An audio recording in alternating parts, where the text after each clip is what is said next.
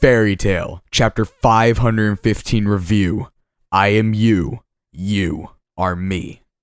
Yo, Christmas has indeed come early this year thanks to our main man, Yelker Productions. Yo, for those guys who are unaware, Chapter 515 was actually not supposed to come out until the 28th of December. That's why I never posted any spoilers video last weekend, seeing as Fairy Tale was actually as well supposed to be on break for the holidays. But you know what? Our boy came in clutch this year and supplied us with what I consider to be the best chapter of the year in regards to Fairy Tale. Hands down, better than 503 with END's reveal, better than 504 with the most anticipated fight of the year, END versus Grey, better than 510 with Natsu's parents being revealed, something that we waited 10 years for.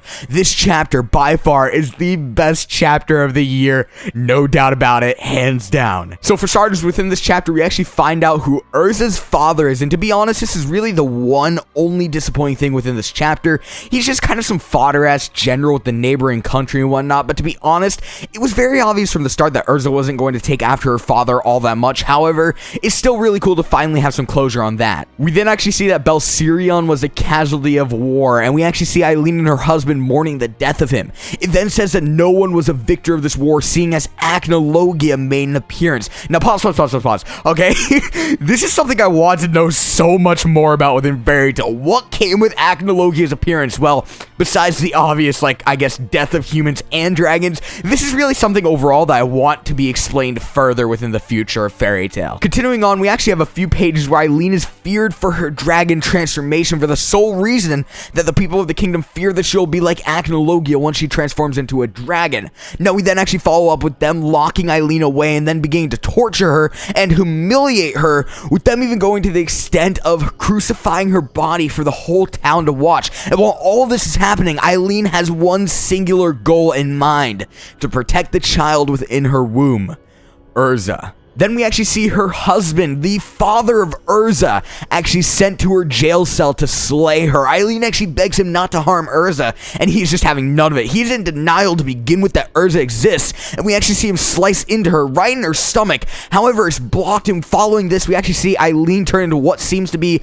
a mix of a human and a dragon. She has these huge-ass wings, and looking at this, I can't help but notice how much it resembles Natsu within the picture that we saw when it comes to the second movie of Fairy Tale. Following this, the tables have turned, and Eileen actually goes on to slay her husband, and we actually see within a page that she has taken on the form of a full-blown dragon. Yes, the dragon seed has taken full effect on Eileen, and Eileen is officially a dragon. However, Eileen really doesn't take kindly to this new transformation whatsoever, and she actually wanders the world, years upon years in seclusion, telling herself that she is human, searching for one singular way to undo what had been done with her human body, until one day she stumbled across Zeref, who actually granted this wish that she had for hundreds upon hundreds of years, and finally allowed her to have the illusion that she was human. However, following this, she realized that she was not human whatsoever, and that was just a mere physique that Zeref actually used to grant her with this wish that had plagued her for hundreds of years. And with this in mind, considering that deep down she still remains a dragon, in return,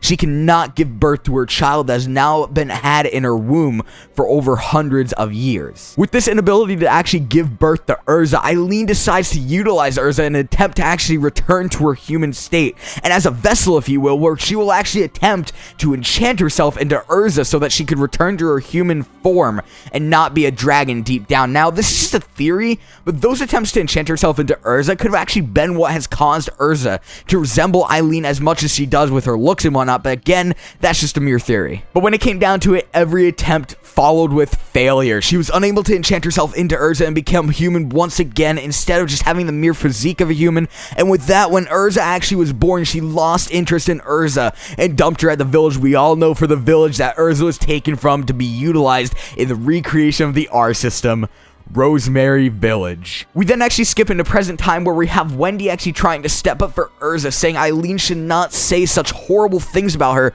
to which Urza says within the final panel she is grateful because without Eileen's lack of empathy for Urza, she would have never met her real family. And as far as I'm concerned, that's not only going to do it for this chapter, but also for Fairy Tail within the year of 2016. This is by far my favorite chapter of 2016, hands down. However, I so really did like the END and Natsu chapters this year. I have to say, though, that this chapter takes the strawberry cake, if you know what I did there, for this year of Fairy Tail. Share your opinions in the comment section below. Did you guys like this chapter as well? Do not forget to like this video if you enjoyed. Subscribe if you're new as well.